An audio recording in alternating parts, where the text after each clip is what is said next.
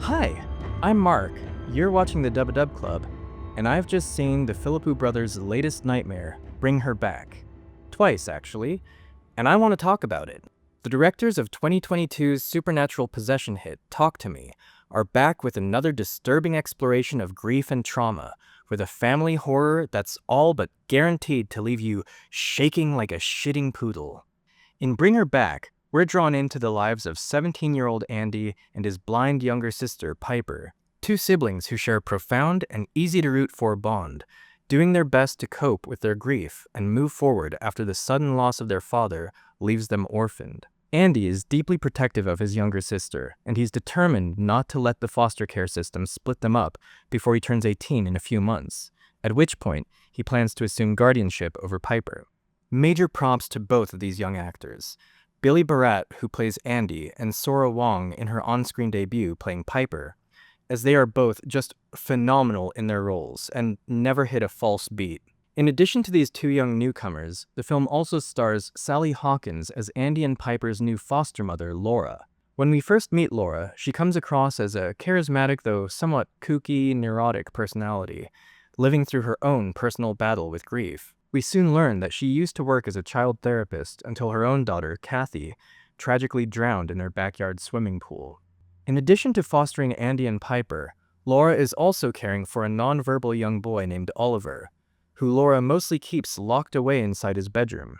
While I've enjoyed Sally Hawkins' performances in Blue Jasmine and the first two Paddington movies, here she delivers an absolutely mesmerizing, career-best performance, and one that I can easily imagine will be ignored by the Academy, much like Toni Collette's similarly brilliant yet overlooked performance in 2018's Hereditary.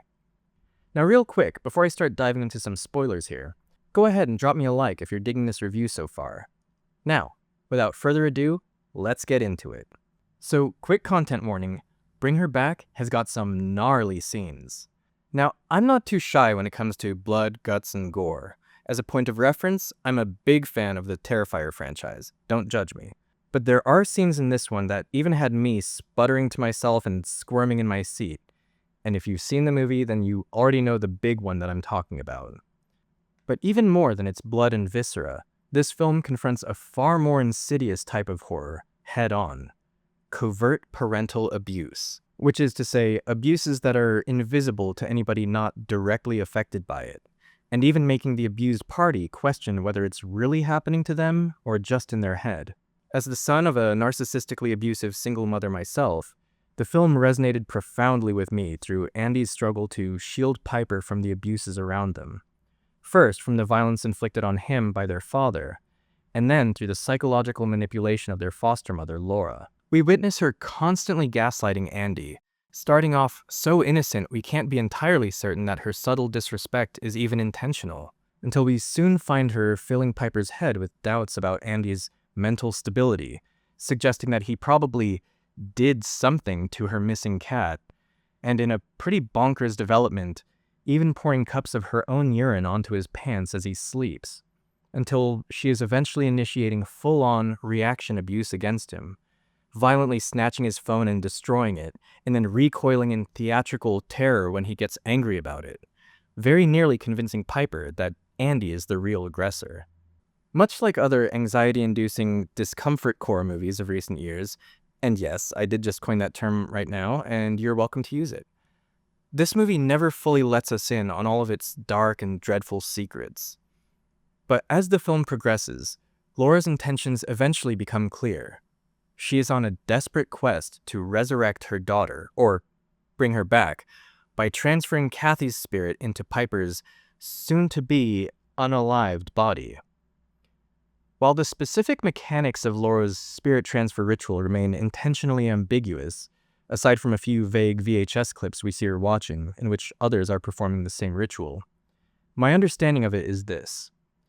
The demonic entity housed within Oliver's body is somehow the key facilitator in transferring the spirit between the two dead bodies, corrupting its host in the meantime, and possibly requiring violent blood rituals to sustain itself or pacify its cravings. I'm not sure. Though uncertain, this ambiguity only heightens the constant feeling of dread. And then there's the knife scene, arguably the film's most harrowing sequence. Without going into too much detail, I'll just say that it is a sudden eruption of shocking, visceral violence, and easily the most unsettling thing I've ever seen a horror movie pull off with just a basic kitchen knife, which highlights the Philippou Brothers' mastery of creating simple, brutal horror images that'll stay lodged in your memory just like any other trauma. Just as they did with Talk to Me, the Philippou Brothers, along with co-writer Bill Hinsman, once again feature water as a constant motif, not merely in its increasingly rainy aesthetic, but as potent symbolism throughout the film. Water, or, as in the case of the empty backyard swimming pool, the absence of water, repeatedly signals death, danger, and unresolved trauma. Laura's daughter, Kathy, drowned in their backyard swimming pool, which Laura keeps drained until eventually the days of non-stop rain fill it back up again. Andy's father died in the shower, and when Andy later sees a vision of his father's spirit while he's showering, it cryptically tells him that Piper is going to die in the rain. And then shortly thereafter, Andy himself meets his end when he is forcefully drowned face down in a puddle. Circles also play a recurring visual motif throughout the film, with Laura's house encircled by a binding ring of salt, which, for those in the know, offers our very first clue that Laura is an occult practitioner. And she also uses circles to bind the demon to Oliver's body, either tracing a circle on his forehead with her finger, or using her own blood to encircle him through her sliding glass door. Now, while I feel less certain about this interpretation, I do think that these circles could possibly be used to symbolize the power of generational cycles of abuse. But I can't say for sure. Tell me what you guys think in the comments. So, Bring Her Back isn't your simple, run-of-the-mill, run-for-your-life kind of horror flick. It's a gripping, dramatic exploration of parental abuse, grief-driven madness, and the dark desperation that those in the bottomless pit of grief might find eerily and cathartically familiar. Anchored by Hawkins' unforgettable performance and bolstered by haunting visuals, it'll undoubtedly disturb viewers while also offering some fresh and generally unexplored themes that will hopefully resonate with those who have suffered the depths of grief and psychological abuse. If Hereditary or Talk to Me resonated with you, then this film demands your attention. It'll unsettle, provoke, and linger with you long after the credits roll. I'm calling it now. Bring Her Back is the definitive feel-bad movie of the summer. A real day ruiner, if you will. And I say that with the utmost respect and appreciation for what they were able to pull off. And if you like this movie, as much as anybody can really like this movie, and you want to check out something else that delves deeply into esoteric occult rituals, then I would highly, highly recommend the 2016 movie A Dark Song by writer-director Liam Gavin. As someone who is very much into movies that explore the nature of so-called real magic, I cannot recommend that movie highly enough. It's seriously one of my all-time faves. So thanks for watching. Please remember to like, subscribe, and let me know what you thought of Bring Her Back down in the comments.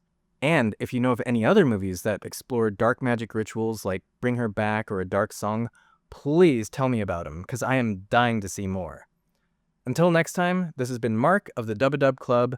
Be excellent to each other, and may the Force be with you. Peace.